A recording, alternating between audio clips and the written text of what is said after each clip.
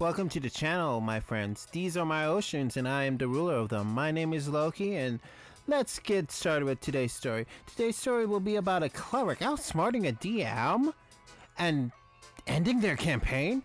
Well, there's probably going to be some twists and turns in this one, but I'm betting the cleric is pretty smart. Oh well. But until you hear my commentary, give me a like, a comment, and subscribe to the channel. The goal is still 100 subscribers until the end of the year, so hopefully we can get there. Until then, pick out the stories you wanted me to read next, or my horns, and let's get started with the video, shall we? The sorcerer was turned undead by the necromancer, and wanted revenge. He offered to join us in our investigation. After a few days of investigation with the DM NPC, he discovers that the necromancer was going to be at the inn tonight. We were excited and we laid out our plan of attack, but the cleric objected. He pointed at the city map that was on the table.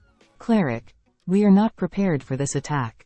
Us, why? Cleric, the inn is right down the street from the underground catacombs. Of all the nights we spent investigating, why would we find out about the necromancer's whereabouts the one night she just happens to be in a tactically advantaged position? This is an obvious trap. Not to mention that we learned this information from an undead. At the beginning of the adventure we were told that the undead were raised to do the necromancer's bidding. Which means the necromancer knows we're looking for her.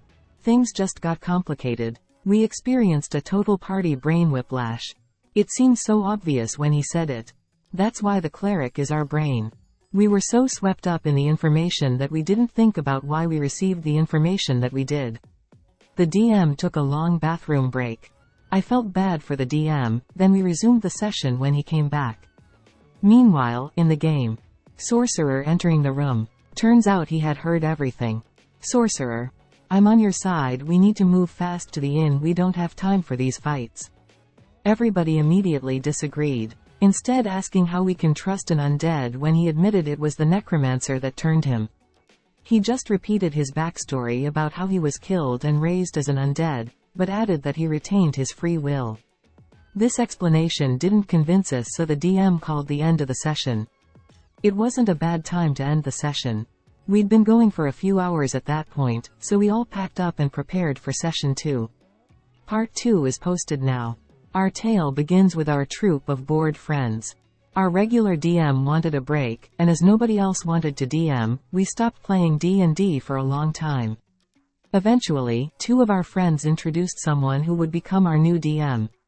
The DM would talk about the game and how great it was going to be.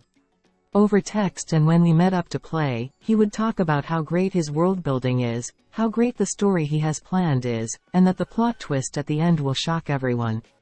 We didn't see this as a problem. He wasn't humble, but he also said he was a lifelong DM, so we didn't mind. Our party was a courier service in the city, delivering packages. This is important later. The cleric, brains of the operation, and the unofficial party leader, 2 twin rogues, who introduced the new DM to our group, an artificer, who is mostly irrelevant. And me, the wizard. Come game day, everybody sits in anticipation. It's the first game we've had in half a year, and the DM set our expectations high. Session 1. The game is fun. Then the DM showed up. He gave us a brief rundown of the world we were playing in, and what the theme of the campaign is gonna be. After we introduced our characters, the game began. We roleplay among ourselves, then the DM starts to rein us in on the quest we're meant to take. We are meant to assassinate a local necromancer who kills people, and raises them to do his bidding. We follow the trail, asking NPCs for leads. As far as a mystery goes, it was set up well. We had no reason to believe the game would go as poorly as it did. That's when we met a new NPC, Sorcerer. The DM described Sorcerer as an undead Aasimar. Half of his face was a skull, long white hair, one eye glowing a cool blue in the dark. Wears a large trench coat. Wow, that DM really got a sucker punch in there.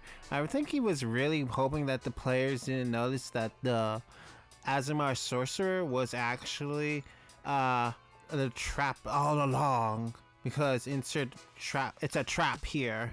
But either way, I don't have that clip, so sorry about that. But it's key it is key to actually build up a world, but players have the weird ability to say, nah, man, we're gonna fuck it up.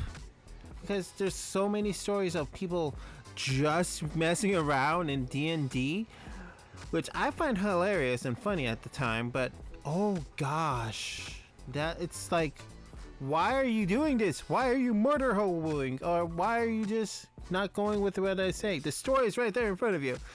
But this DM probably doesn't have that much experience into DMing. He probably has experience in how do I say it, world building, but I highly doubt that this DM will likely like this group, because cleric seems like they have their head on straight and no loose marbles, to my knowledge. Pointing out something that the DM wanted to hide tends to frustrate them, but for me, it will probably allow them to world build even better and plan ahead faster or stronger or better. But until then, or until part 2, or until my points in part 2, basically,